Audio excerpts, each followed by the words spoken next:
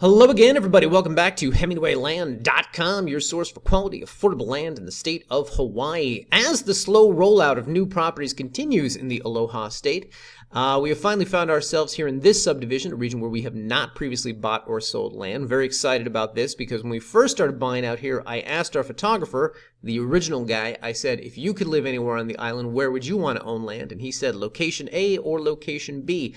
And this property finds itself in a location B, aka Ainaloa Estates, a beautiful, well-maintained residential community sandwiched people between Pahoa and Kea. So with that said, let's get to the details. This is reference number HIHI11297, located as always in Hawaii County, aka the Big Island. This is in the Puna district on the eastern coast, and this is 0.28 acres in, as noted, the Ainaloa Estates subdivision. To be clear, guys, 0.28, not 28. It's a scooch more than a quarter acre, okay? And as you saw up top here, this property is priced at $16,000. For the record, this is more on a price per acre basis than we typically see in this region, than we typically offer in this region. That being said, the subdivision kind of differentiates itself from some of the other subs out there in notable ways that tend to increase property value. So we'll get into that in a bit. For now, let's just pull it up on a map, show you guys exactly where this is, and talk about the location. As with all of our listing pages, scroll back down here. The hyperlink GPS coordinates are available to you. Click any one of them, and ba-boom, it comes up here on Google Maps. First, let's pull back, talk about where this is in the state. As everybody recognizes, this is Hawaii. Hello. And over here is Hawaii County, aka the Big Island. We've been buying a lot of property over here in the eastern area along what is known as the Puna district, and this specific property is no different. It sits here, as noted earlier, sandwiched, quote unquote, between Pahoa and Kea, two sort of nearby villages where you could go for dining, shopping, a little bit of nightlife, etc. Some small, quaint towns where you can go for bars, restaurants, things like that. Groceries and supplies, if you will. So very close to both of those. Located here in the Ainaloa Estates subdivision, like a lot of these other subdivisions, this is a small, carved-out region here on the map, conveniently labeled by Google, thank you. And, it occupies roughly a couple hundred acres or a little bit more than 1,000 acres, something like that. There's a lot of these subdivisions out here.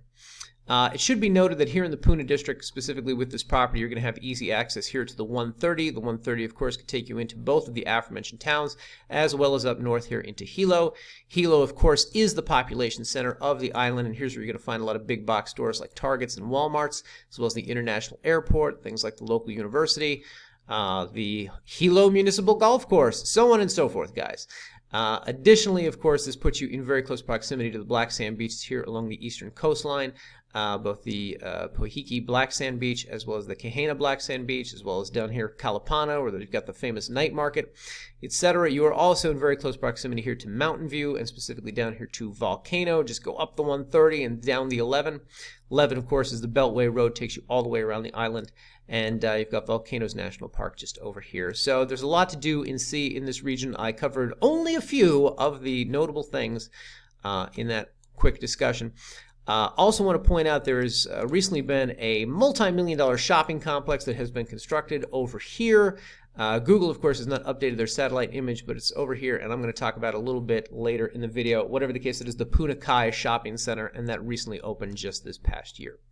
Blah, blah, blah. Anyway, all right, guys, so this is the Ainaloa Estates subdivision, and this specific property sits here along Tangerine Drive, just off Ainaloa Drive, just north of Ainaloa Drive. It should be noted that there are two main roads through this subdivision, Ainaloa Drive over here on the southern end, and Ainaloa Boulevard up here on the northern end. What you'll find is that these are the two major paved roads throughout the subdivision, and they connect, of course, all the other roads. That being said, what you'll find with a lot of these roads in between, the north-south roads that I'm highlighting here, is that they're not so much paved as they are just sort of well-maintained dirt gravel. And I'll show you a little bit about what that looks like in just a bit. My suspicion is that they're going to be paving these, in the next, let's just say soon. They're going to be paving these eventually. Whatever the case, the road, this Tangerine that the property sits on, is sort of a well-maintained dirt gravel. Anyway, so the property sits here along Tangerine Drive. As noted, this is 0.28 acres. If we go to map view, you will see a plat overlay of the exact lot right here, and you could also see what all the other lots look like. For anybody watching the video who thinks that 0.28 or a scooch more than a quarter acre of land is not that much, you should understand that that is the way that the entire subdivision and how many of these subdivisions out here in Hawaii were chopped up. So you don't find a lot of 5-acre, 10-acre parcels out here. You find a lot of this, a quarter of an acre, a fifth of an acre, so on and so forth. And if you don't trust Google Maps, you can always come back here to our listing page, scroll down to the gallery. We have the Google Earth representation of the exact size, shape, location of the land, as well as, guys, the plat map for all you people who love the plat maps. As you can see, this is the lot right here, lot 80 in block 20. It's got roughly, where's it at here, about 150 feet depth and about 80 feet of width, 80 feet of road access here along Tangerine. So that is what the plat looks like. I just want to point out that within this subdivision we have power and paved roads, power throughout each of the roads out here. Some of which are paved, most of which are this well-maintained dirt gravel. And of course, with that, there's phone lines out here, there's access to high-speed internet, etc. You can get a sense of that based on how many sort of homes you see nearby. Generally speaking, when we buy in these subdivisions, we don't see as dense a cluster of residences as what you see out here. So this promises to be a sort of bucolic, well-maintained community, not too far from some of the, not only the major population center of Hilo, but some of those nearby villages. So work in Hilo, live out here in the suburban area. I think you're going to find it very peaceful. Whatever the case, let's go to the photos. This is the aforementioned paved road onto dirt, well-maintained dirt gravel out here. Tangerine, of course, is the road. And then on the next picture, almost exactly the same photo. Don't get me started, guys. Whatever the case, you can see the power is extending up and down Tangerine right here, and as we go through the photo gallery, you will see further that it continues along that road. This is a picture of the lot, not as densely forested as what we are used to seeing, thankfully. Nonetheless, this is something that if you do come out here and you want to start building, you're going to have to get this dozed, quote-unquote dozed. That is as easy as hiring someone with a bulldozer, which apparently is a sort of cottage industry out here in Hawaii. A lot of people own bulldozers specifically for the purpose of sort of clearing lots like this. Whatever the case, once you have that sort of building permit, that dozing permit, quote unquote, these guys can come out and begin clearing the lot. So yeah, usually you see a lot more dense forestry as noted, but this lot is already pretty well maintained, pretty well taken care of. Anyway, as we go through this, soon we're going to be coming to the drone photos that are going to give you a sense of the overhead here. This is the subject property right here, and if you have any trouble deciphering that, boom, look at that. Conveniently, guys, we have it sort of labeled here on the map like this. By the way, you'll notice that the neighboring lot has recently been dozed, so recent that the bulldozer is still sitting there. But boom. And furthermore, more pictures like this. You can get a sense not only of the subject property, but also some of the neighboring lots over here. You've got some nice homes nearby, 1, 2, 3, 4, whatever. So nice, well-maintained homes out here, well-maintained community, nice residences. And furthermore, we go through these, we can see what the community looks like this. As noted, we don't normally buy in subdivisions that have this many sort of single-family residences. We don't see this as much.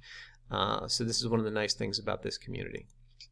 Anyway, guys, I will let you peruse through the photos on your own time. What I do want to discuss here in the video is the community association that governs this area. Now, specifically, when we do these listing pages, a lot of times we'll say power and paved road access and relaxed zoning laws. Hawaii, in general, has what I consider relaxed zoning laws because you can do a lot of things there that you can't do in other places. And even when there are subdivisions that have sort of community association, most of those community associations don't have many covenants or restrictions. They don't have a lot of stipulations about building. The Ainaloa Community Association, I could not find a lot of stipulations about building per se, but they do have some covenants and they do have some restrictions, more than what you will typically find out here. Nothing onerous. These are pretty light covenants, but I do want to make you guys aware of them. So first off, here on the table under county contact information, we have the Ainaloa Community Association website. We also have it linked up here under our property specific notes. Whatever the case, if you click on this, it's going to take you to their website. Now, the first thing that jumps out to me about this as I read through it, number one, is that they actually have a website and they update it like regularly. So a lot of times what you'll find is that these websites haven't been touched in like 5 years, which would suggest that, you know, it's a pretty laissez-faire attitude about what goes on within their region. Because this one is updated, does have so much literature on it, not only about, as you can see up here, covenants and restrictions, but also the minutes of the meetings and calendar of events, things like that. It's safe to say that they take a sort of pride of ownership within their community. Now, we'll get back to this in a second, but the point is that this is going to be a good resource for you guys if you're looking at this property seriously and you want to learn more about the region. If there's anything that we're not discussing on here, any questions that remain unanswered, it's always good to reach out to the offices of the community associations and just ask them whatever questions you have. And that can either help inform the purchase or it can help, prevent you from spending money on something that you're not going to be happy with. All right, number one. Number two, in regards to covenants and restrictions, we have them linked here, and we also have them linked down here in the table. I'm just going to bring this up here. This is what you will find on their website. Excuse me.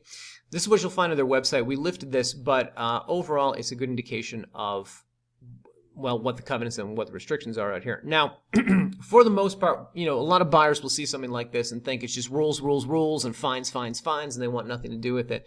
I just want to point out, a lot of these are just sort of really logical, reasonable, good neighbor policies. As you go through this, you'll see things like no offensive signs and placards and billboards. Okay, that makes sense. This point number 4 is a lot about disposal of waste. Point number 1, I mean, it doesn't come out and say it, but basically it's like don't park some junk structure on the property. That's the subtext of point number 1. And as you go through these, I think you'll also find, like point number 7, no automobile, truck, trailer, or vehicle of any kind or nature shall be allowed to remain on any lot within the public view if the same is in such bad condition and repair as to make it. Don't park an eyesore in our community. That's the subtext of that one. That's the lawyerly way of saying don't park an eyesore in our community. Now, all this said, there are a couple things here I want to make you guys aware of. Number 2 might be a turnoff to some of you. No temporary structure, including construction, shack, tent, etc., shall be permitted to remain on any lot for more than 120 days. That may not work for some of you guys, particularly if you're going to be building for a while. I see no stipulations in these covenants about time limits on building or about minimum square footage. So if you're looking at something like, if you're looking at anything unconventional, quote unquote, or anything that's not just a simple single family residence, it's probably not enumerated here, which is why we always recommend, reach out to these community associations and ask them. If you're looking to do a tiny home, something under whatever, 800, 600 square feet, maybe it's not specifically forbidden, but maybe they're not going to be pleased with you if you do it. So maybe that's something you want to learn in advance, okay? Or a shipping container home, something like that. Anyway, additionally here within the covenants, just in regards to building, I want to point out the covenants go on to define the properties by groups. They break them down into different groups. I'm just going to make this easy on you. This property is in, as noted earlier, block 20, lot 80. So it's in group 1. And if you come down here in the table, you're going to see that group 1 is block 20, lots 1 through 88. And what that means is, let's go back up to group 1 here. Hang on, guys. Shall be used only for single-family dwelling purposes, and no structure thereon shall exceed 1 story in height. So if your dream in life is to build a 2-story home, this may not be the appropriate place for you. That being said, if you're cool with that, if you'd like, a little house like what you see in a lot of the photos here of the subdivision, then you're probably going to fit right in. Whatever the case, if you are looking at this property seriously, we'd encourage you to read through the covenants, and of course, as always, if you have any questions, reach back out to these people. Blah, blah, blah. A couple of the things I just want to point out here within the property-specific notes. Subject property sits in lava zone 3. Just so you guys know, there are 9 lava zones, quote-unquote, on the island, as I understand it. The higher the number, the better. 1 is, let's say, bad, 9 is good. And the higher the number indicates historically, and by historically I mean over thousands of years, how much lava has touched those various regions of the island. So this one's in lava zone 3. What's notable about lava zone 3 is that you can't get homeowners insurance in lava zones 1 and 2. But you can get it in 3. So this is an important thing to know. Additionally, we have some notes here about, so we have this link on a lot of our pages. For those of you who are unfamiliar with the region or unfamiliar with this concept of dozing a lot, we have a link to this video, which I call overlong, a little boring, very informative, much like the one you're watching right now. But if you click on this, you're going to see what the dozing of a lot within the Puna district looks like and how the thing sort of starts and then what it ends up looking like later that day after the bulldozer has done what it's done. But this is what dozing is when we refer to that within Hawaii County. When we say it's a forested lot and has to be dozed, this is what that process looks like. And basically what step 1 is within the building of a structure on a piece of land out here. And then, of course, you can see what the finished version of this looks like. Anyway, I'll let you guys dig into that on your own time. Additionally, what we'd like to point out to potential buyers is that, and let me actually bring up some photos here just to kind of point this out to you guys. Over here in the overhead photos, you will see this and this and this on these properties. These are water tanks out here in Hawaii. What is very common, particularly in this region where they get a lot of rainfall or rainwater catchment systems. This is how a lot of people get drinking water and bathing water to their homes. So if you are going to build out here, this is something you should be aware of. If you've lived on the mainland for all your life and you don't know much about it, what we recommend is a company like Waterworks Hawaii, or really just Google any company, any vendor that does these sort of rainwater catchment systems on the island. It'll take you to their website, and here's where you can kind of dig in and learn more about this, about the logistics, about the cost involved in this, about how you can be compliant with the assorted, I don't know, zoning and health codes, let's say, within the island when you get this thing built. Whatever the case, they are very common out here. This is how everybody within this very nice subdivision gets its, as noted, drinking water, bathing water, etc. And that is what you'll want to get installed on your land when the time comes that you're building. So always good to reach out to these vendors in advance, whether you're drilling a well in New Mexico or whether you're getting one of these things built in Hawaii, and just sort of ask questions and get a good sense of cost. Blah, blah, blah. Finally, one thing I just want to point out to you guys about this community association. As is to be expected, they have yearly fees. These are $170. We wrote mandatory here because a lot of these subdivisions in Hawaii will make these, they're not obligatory, they're voluntary. This one, however, is mandatory. So $170 a year in addition to the annual taxes of about $200 for the lot.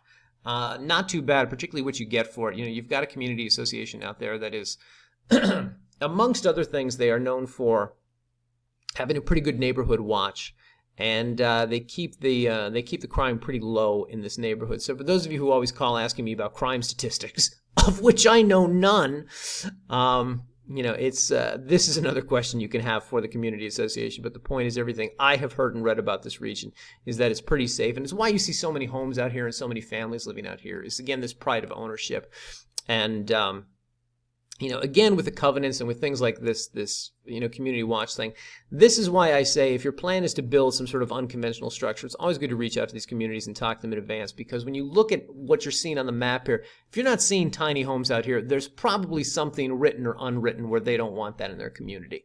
Probably, maybe. I don't know. I'm just riffing, guys, but it's a safe bet. When you see homes like this, I mean, maybe there's no demand for aesthetic uniformity, quote unquote, but it's implicit, So if you're going to build out here amongst all these sort of, nice families that live in this region, maybe it's just expected that you build something like that. Whatever the case, guys, I will leave that up to you as part of your due diligence. In the meantime, I do want to say if you would like to purchase this property, the way you can do it is by coming here, clicking the Buy Now button. It'll take you to a secure checkout page, which I have right here. I'm going to pause the video for just a moment. Pausing the video because I was beginning to choke to death. Whatever the case, if you would like to purchase this property, we're looking for a $500 non-refundable earnest money deposit to get the process started. Generally speaking, when we sell in this price range, we recommend that you, the buyer, close through a title company for a variety of reasons. Number one, because you get title insurance. Number two, because it adds a third party to the mix that is drawing up the conveyance documents as well as handling your money. So if you are skeptical about buying land online, it's always good to bring in a professional third party like that to kind of just make sure that we haven't taken your money until the land has been deeded into your name. It's a good safeguard for you. Whatever the case, at checkout, we do ask for a couple pieces of information: legal name for deed or for the sale purchase contract, marital status, tax address, all the information basically we need to either write a deed or write a sale purchase agreement in Hawaii. Agree to the terms of service, click next, and on the next page we will ask you for credit or debit card information and for the $500 deposit. Once again, guys, just to be clear, this is not a payment plan type of thing. This is not $500 down and $100 a month for the rest of your life. This is, we're looking for somebody who has the whole $16,000. Whether you want to close, and just let me point out to you here, guys, we have two ways that we suggest closing. Again, title escrow is what we recommend for properties in this price range. If, however, that doesn't matter to you, if, however, you're fine with just swiping a credit card for $16,000, we'll do what's noted as an attorney close. This is where we have our attorney draft all the new conveyance documents, and within a day or so we get those back to you. Once you approve them, we autograph them, notarize them, and mail them off to our attorney to record with the Bureau of Conveyance. For the record, guys, the only difference really between these two is that we pay the closing costs with our attorney. with title and escrow, we expect the buyer to pay all closing costs. And in Hawaii, that's going to shake out to about somewhere between $1,500 and $2,000 because title company costs are, excuse me, more expensive out there. For the record, guys, if you do want to close with us through a title company, you want to learn more about this process, how it works, buying from us is a page we have on our website specifically designed to discuss this. Come down here to the type of closing recommended, title, escrow, and you'll see the basic play-by-play, the steps that go into this. Number 1, place an earnest money deposit. Number 2, we draft a contract. You sign it, we sign it, we submit it to title, and they do the rest. And then they'll contact you in about a month when they're ready for the funds to be wired to them and when they're ready for us to sign a deed. By the way, guys, if you would like to see a copy of one of our sale purchase agreements, we have it linked here. It's, of course, a generic version of one of our standard contracts. Whatever the case, you'll get a very good sense that it's pretty self-explanatory. One page for signatures. Again, title companies won't do anything until they have a signed contract, and we don't write up a contract until we have money. So the $500 deposit is, of course, an important part of this process.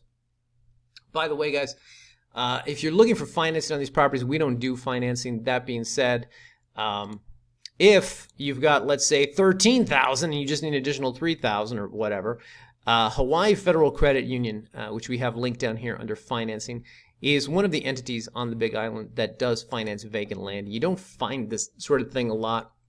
We don't have any experience with this particular lender, but we've read through their terms, we've read through their website. They seem to have a pretty affordable program, pretty good, reasonable interest rate.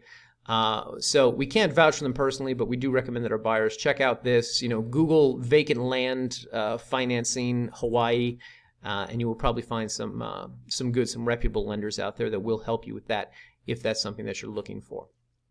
Blah, blah, blah. With all that said, guys, I want to thank you for watching the video. If you have any questions, feel free to leave a comment here on the YouTube. Shoot us an email, support@hemingwayland.com, or give us a call, 702-919-7170. That's all from me. Thanks for watching, everybody. See you in the next one.